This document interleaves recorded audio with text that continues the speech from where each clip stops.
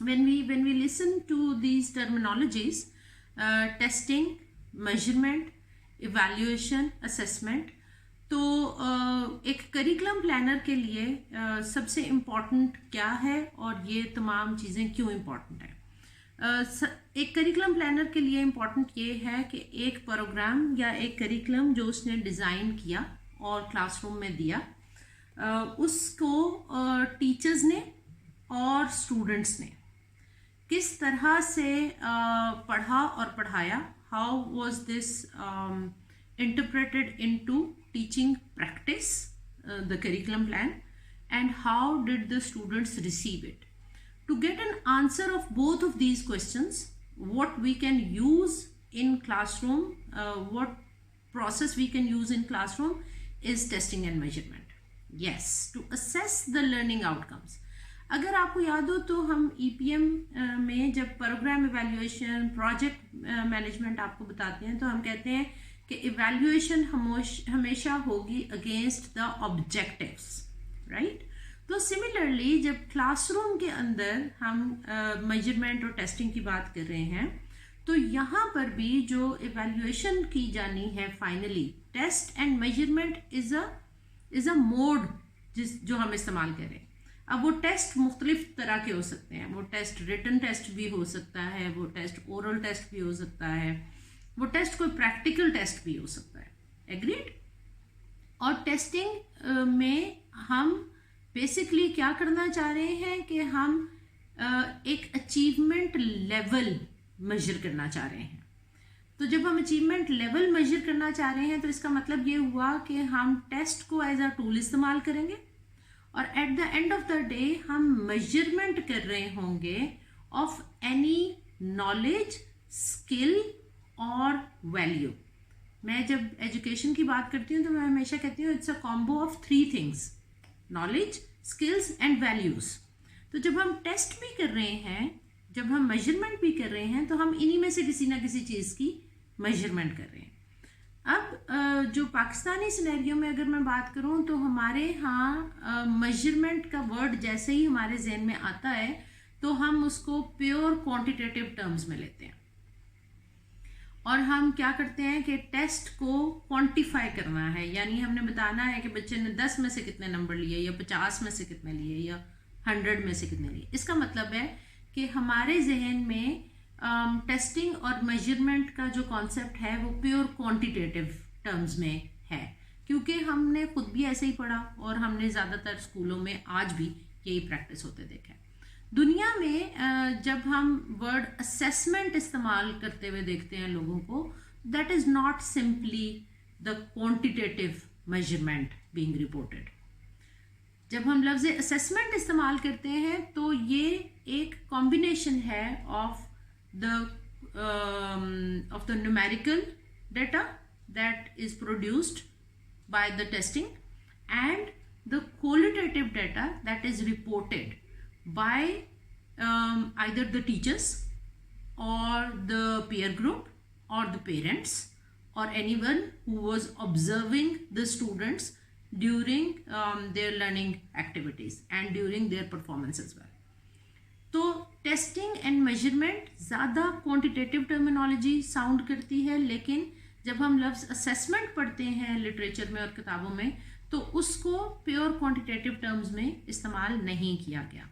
अब ये तीनों चीज़ें मिलके, मतलब टेस्ट के स्कोर्स, जिस टेस्ट का टूल, ठीक है, जो ओरल भी हो सकता था, रिटन भी हो सकता था, फिर उसकी स्कोरिंग यानी क्वांटिटेटिव मेजरमेंट, और फिर असेसमेंट जो कि हमने की उसके quantitative scores as well as on the basis of qualitative assessment.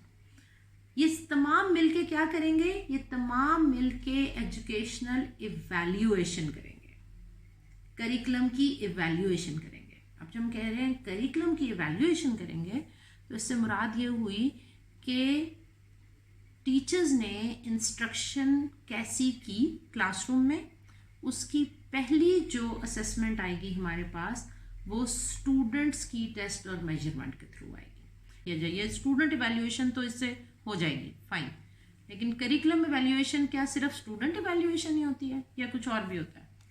Think about it and tell मी।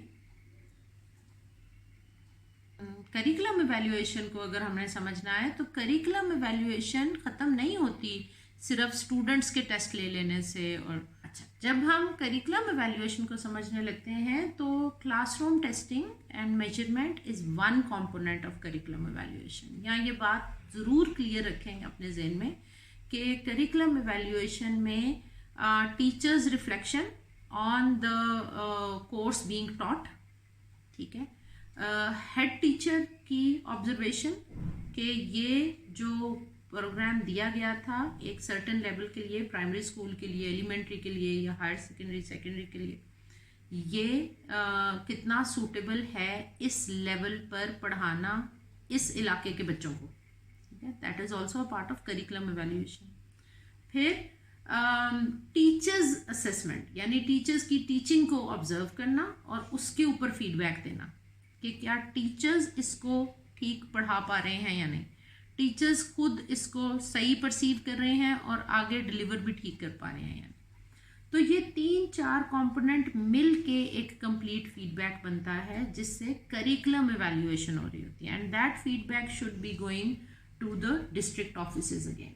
अगर हम गवर्नमेंट स्ट्रक्चर की बात करें तो गवर्नमेंट स्ट्रक्चर में करिकुलम इम्प्लीमेंटेशन के फ़ौरन बाद एक करिकुलम फीडबैक का मैकेनिज्म होता है और उस फीडबैक में स्टूडेंट स्कोर्स भी आते हैं, टीचर्स असेसमेंट्स भी आती हैं और टीचर्स और हेड टीचर्स के रिफ्लेक्शंस भी आते हैं on the given curriculum. Parent satisfaction, जहाँ पर आपके पास SMCs हैं, स्कूल मैनेजमेंट कमेटीज़ हैं, पेरेंट टीचर एसोसिएशंस हैं, तो वो एक काम एग्जैक्टली ये करती हैं बिल्कुल कि पेरेंट्स की फीडबैक को वहाँ पर रिकॉर्ड किया जाता है और पेरेंट्स के रिफ्लेक्शन को रिकॉर्ड किया जाता है। एक और चीज़ जो आपके स्कूल्स में होती है, लेकिन मोस्टली जब स्कूल में पेरेंट टीचर डे होता है तो बच्चे के बारे में डिस्कस किया जा रहा होता है, बच्चा परफॉर्मेंस अच्छी दिखा रहा है या नहीं दिखा रहा, बच्चे के साथ क्या मसाइल हैं।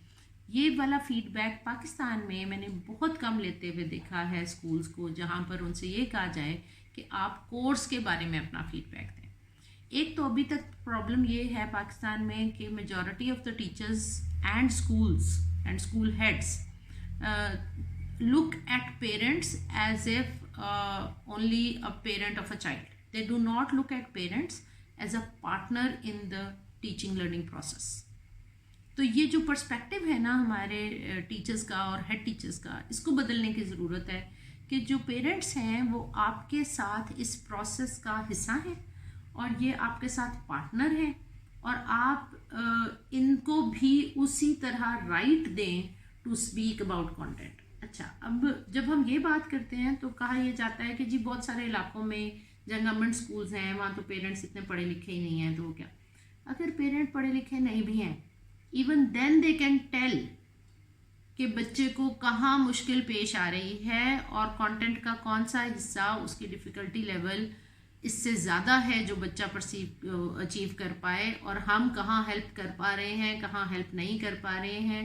तो फिर भी एक फीडबैक है। अगर पेरेंट कंटेंट को नहीं पढ़ सकता, वो पढ़ा लिखा नहीं भी है, तो भी वो बच्चे की लर्निंग को और उसमें आने वाले चैलेंजेस को तो फीडबैक कर सकता है।